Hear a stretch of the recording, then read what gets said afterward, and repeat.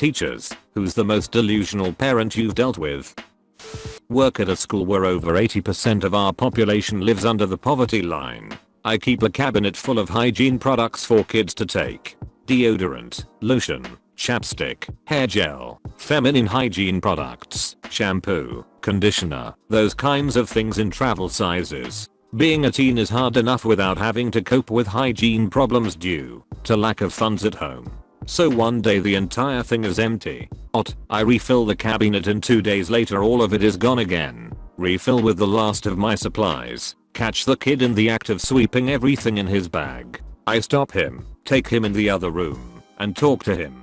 He told his mother about the cabinet. She ordered him to bring her everything he could get. She was returning the items to Walmart for store credit to buy cigarettes and beer.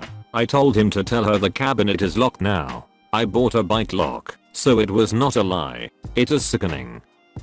Woman I used to babysit for worked in a school as an assistant or some crap in Toronto. She always told this story about how the class rabbit would go home with a new kid each weekend. They kept trying to avoid giving one kid the bunny for the weekend because it was clear his home life wasn't the best. But they finally caved and let him take the rabbit home. The parents killed the rabbit and ate it. They killed the class bunny and fried it up for dinner. They weren't even ashamed when they told the teacher what happened on Monday. Said they were out of groceries or something. I volunteer at after school programs to help tutor. I had a student earlier this year.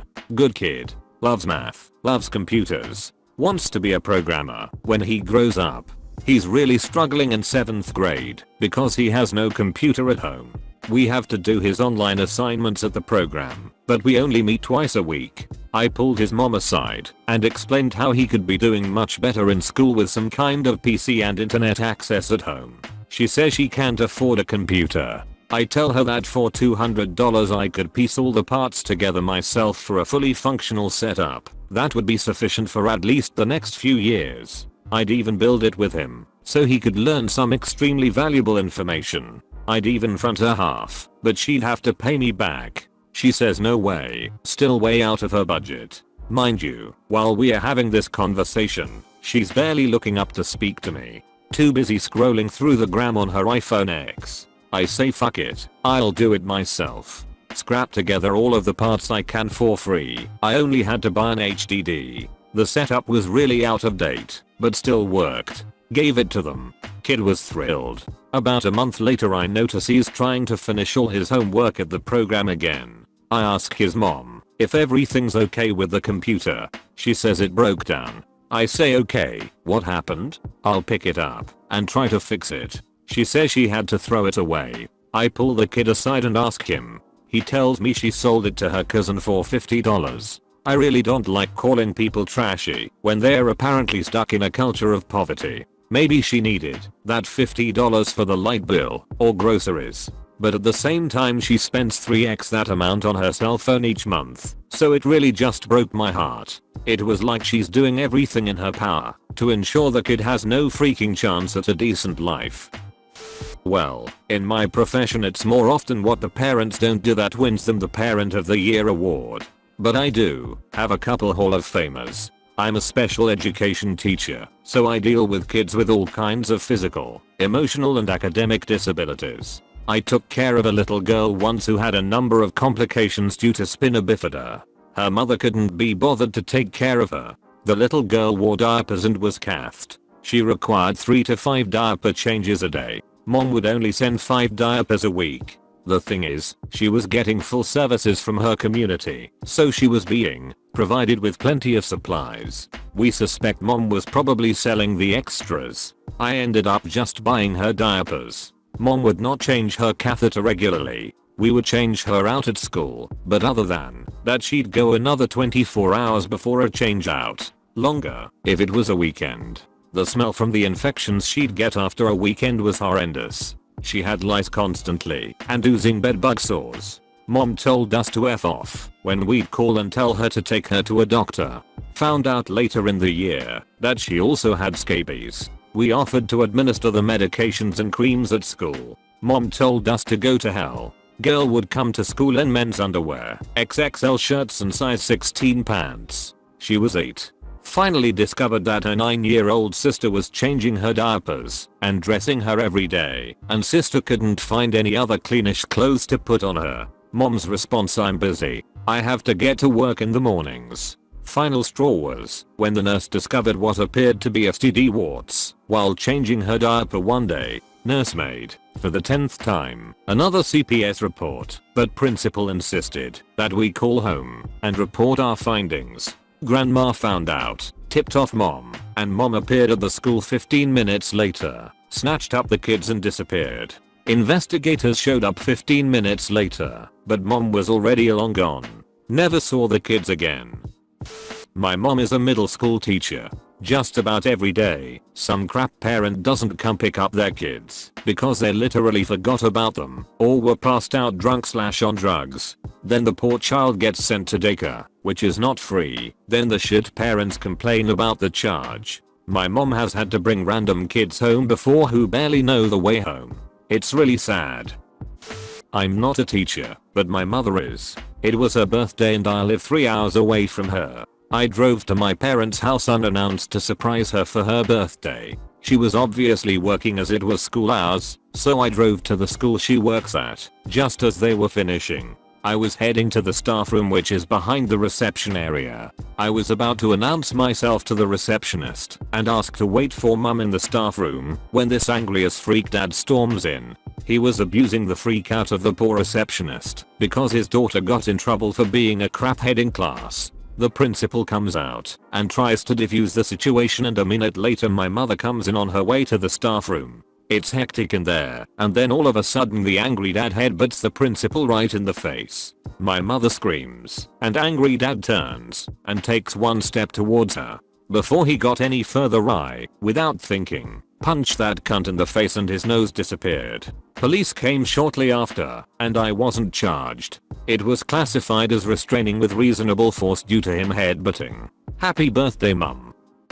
My cousin is a teacher and she once had a parent come to a parent/teacher conference extremely drunk, and right before the meeting tried to pull out a bag of coke and start doing lines. Police were called, and so was CPS. The school also had to call 911 once because a parent overdosed in the parking lot while waiting to pick up their kid, and the poor kid was too young to understand why their mom was slumped over in their car.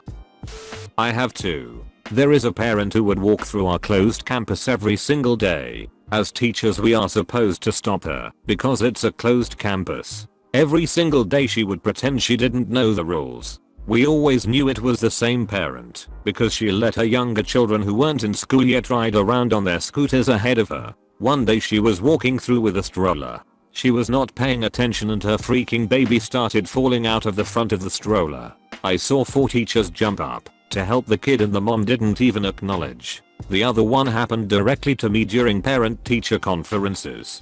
I was meeting with a mom and her live-in boyfriend about her son. At the end of the conference I asked if they had any questions I could answer for them, and he started asking me personal questions and flirting with me. I deflected and told them I had more conferences. But other teachers have told me that parents have hit on them before, so it's probably pretty common. Not a teacher anymore, but an RN. Kid wakes up from dental surgery. A 4-year-old who needed a root canal, several extractions and fillings. Horrible dentition. Mom/dad nowhere to be found post-opus. Eventually wander into recovery and from parking lot, reeking of cigarettes and weed. Proceed to give the 4-year-old a baby bottle of Mountain Dew. The pediatric dentist took the parents aside into a consult room and yelled at/lectures them. They told him to mind his own freaking business, scooped up the kid and walked out. Saddest part was I remember the poor kiddo had filthy feet and hair.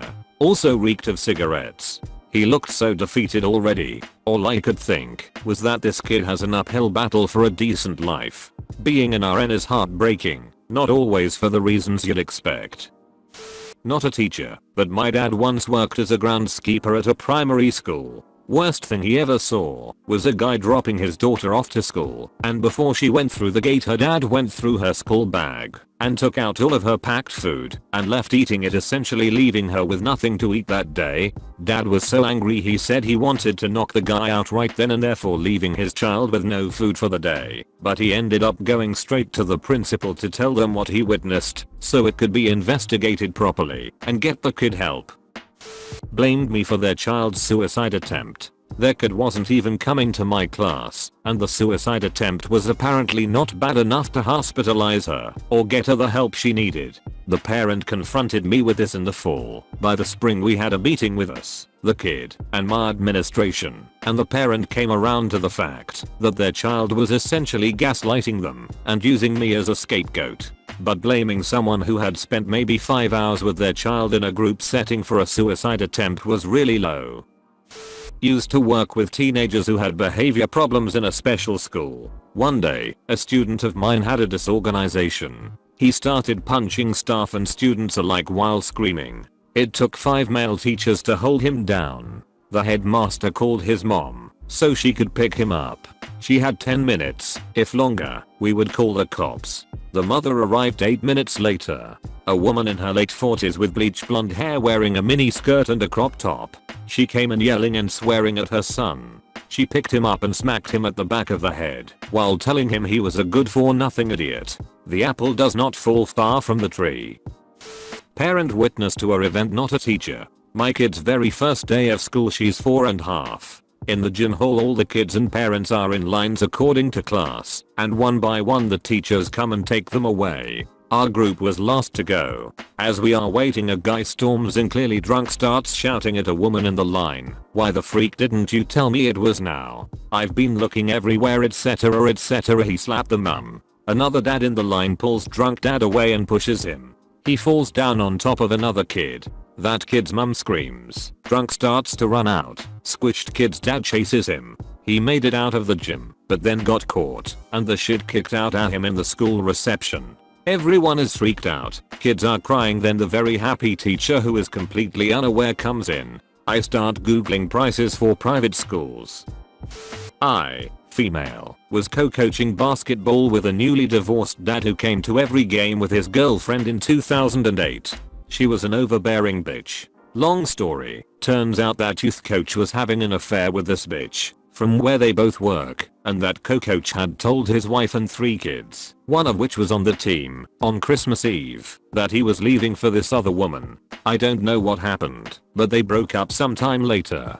Sometime after that, the football coach got a parent pregnant. You guessed it. Same B after the baby was born, he took another job. I haven't seen him since. Interestingly, the mom's daughter ended up being something like a nationally qualified runner. I'm thinking run faster.